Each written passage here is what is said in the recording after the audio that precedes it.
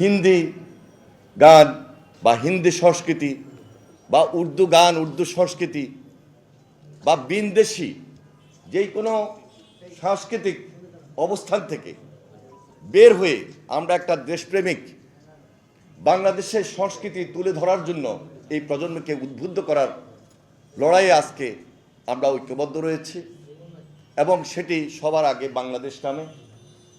সেজন্য এই সবার আগে বাংলাদেশ আগামী 16 ডিসেম্বর মানিক মিয়া অ্যাভিনিউতে একটি কনসার্ট প্রোগ্রাম করার সিদ্ধান্ত নিয়েছে। এই কনসার্টের মধ্য দিয়ে দেশীয় সংস্কৃতির বিকাশ, বাংলাদেশের গান আমরা এই জাতির সামনে, এই প্রজন্মের সামনে তুলে ধরছি এবং তুলে ধরব। আপনারা লক্ষ্য করে থাকবেন, যারা পালিয়ে গিয়েছে, যারা এই দেশে ফ্যাসিবাদী শাসন করেছে, কর্তৃত্ববাদী শাসক ছিল, তারা লুণ্ঠন করেছে, টাকা পাচার করেছে, অর্থ পাচার করেছে, তাদের সেই টাকা, তাদের সেই অর্থ, তাদের সেই ষড়যন্ত্র আজকে একত্রিত হয়ে দেশের বিরুদ্ধে, দেশের স্বাধীনতা এবং সার্বভৌমত্বের বিরুদ্ধে ভিন দেশের সঙ্গে একত্রিত হয়ে আজকে তারা সেই ষড়যন্ত্রে লিপ্ত রয়েছে।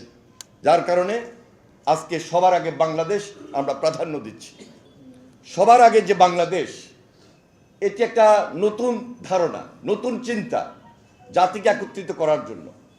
আমাদের ভারপ্রাপ্ত চেয়ারম্যান জনাব তারেক রহমান, তিনি আমাদেরকে এই ধারণাটুকু এমনভাবে দিয়েছেন, আমরা সবাই মিলে বসে ওনার সঙ্গে আলোচনা করে আজকে এই ধারণাটুকু জাতির সামনে তুলে ধরছি।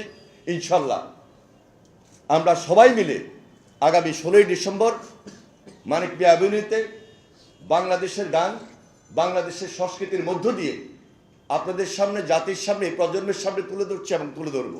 তরুণ সমাজ, এই প্রজন্ম, তারা উদ্বুদ্ধ হবেন, তারা আমাদের এই কনসার্ট প্রোগ্রামে অংশগ্রহণ করবেন। এই কনসার্ট প্রোগ্রামে বাংলাদেশের তারকা শিল্পী যারা রয়েছেন তারা থাকবেন।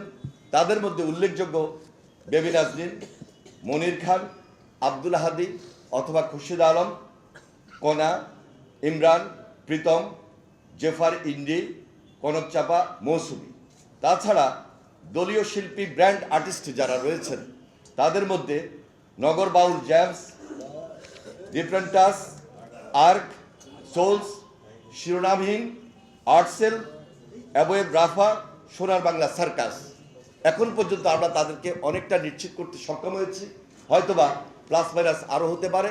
অনেক শিল্পী যারা বিভিন্ন গুণে গুণান্বিত, দেশীয় সংস্কৃতিতে যাদের যথেষ্ট বিকাশ রয়েছে, তারা আমাদের এই কনসার্টে অংশগ্রহণ করবেন।